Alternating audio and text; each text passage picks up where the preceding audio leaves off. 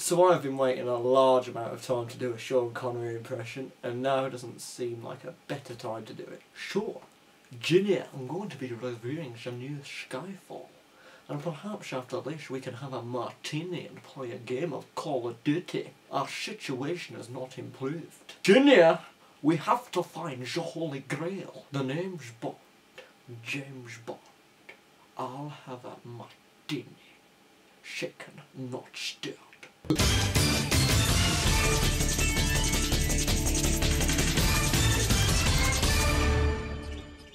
Skyfall. Okay, so the plot of Skyfall, without going too much into spoilers, is there's an assignment that James Bond is in at the beginning of the film, and then something happens to him, so he's away for a long time, and then he has to come back and deal with this situation whilst trying to rebuild himself as a character since he's been gone for a long time. And I think that's the most spoiler-free approach I can come towards the plot, because I don't know how much you know about it, but I just want to try and keep you as out of the loop as possible. I feel like this is a film that if you don't give it a perfect score, a lot of people are going to watch reviews and go and just hate on it for some reason because, you know, people don't agree with them that it seems to be the best Bond ever or whatnot. Now I'm going to say off the bat, this film is great. It is really, really top-notch stuff, but it's not without flaws.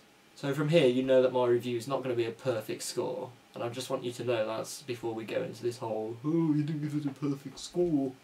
Now, first things first, this is very different from other Bond films, especially the modern ones. This is more of a character-driven film, and it's actually surprising because the plot is not overly complicated like it was in Quantum of Solace, which was not a very good film, let's face it.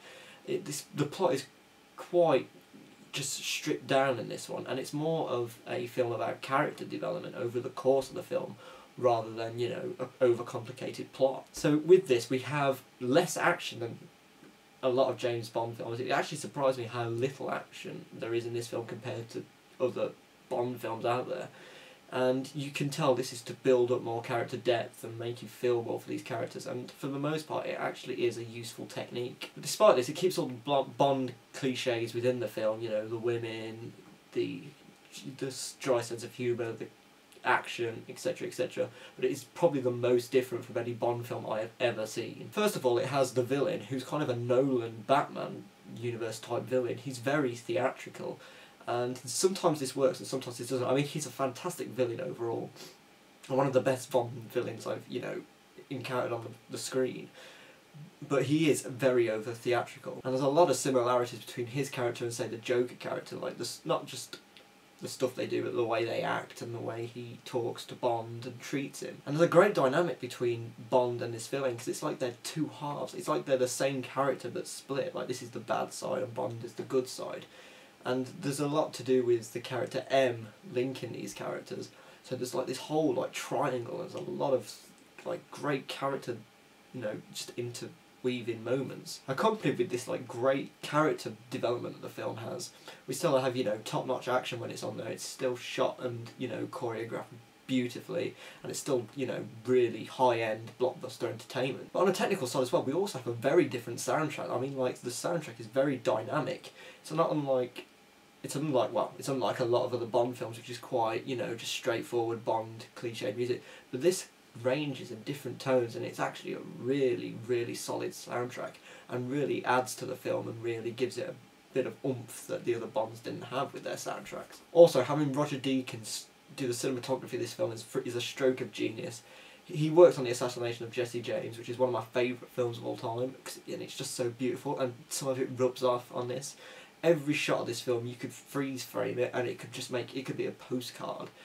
There's not a single shot of this film which is, you know, badly made or just a touch the lightings off. It just seems like so much craft and detail into every scene that it's just admirable. But like I said, the film is not perfect and it does have some problems. The main problem for me was the pacing.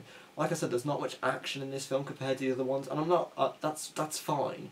But sometimes there's just a bit too much heavy on character development and, you know, the plot, and it just plods along some points to a certain degree. You just need a bit of a break and just need to get, you know, see some classic Bond action and, you know, adventure. But really, those are only problems within the first half of the film. Once the villain is really introduced, the film from there, I don't have many problems with that section of the film. I think that's a really, really strong piece of cinema. And like I said before, the villain's quite theatrical, and this is probably the most theatrical of the Bonds as well. It's a bit more larger than life than some of them, and it kind of puts Bond into like in a superhero type world. Not that he is one, but it kind of, you know, gives him this like superhero type feel at times, not through his action but just through the plot and the character development. You kind of feel like this would, you know, some of the things that his character goes through and some of the events that happen, like the use of the villain and stuff, would be in a graphic novel of some sorts, and it kind of transpires into this, and it doesn't quite merge as like softly as you'd think. But this is a solid film. It doesn't reach the heights of Casino Royale, which is not only, it's probably one of my favourite films of all time. I think it's so well made, but this is really, really strong. So overall, I'm going to give Skyfall a 4 out of 5. I think it's a really great film. I think it's really strong, has great character development, has great set pieces. Just the pacing's a bit off. It doesn't entirely work all the time with some of the stuff it tries to convey, but I think for the most part it is a really satisfying film and a really satisfying blockbuster. And as usual, if you like this review, you can just click subscribe and you can see more.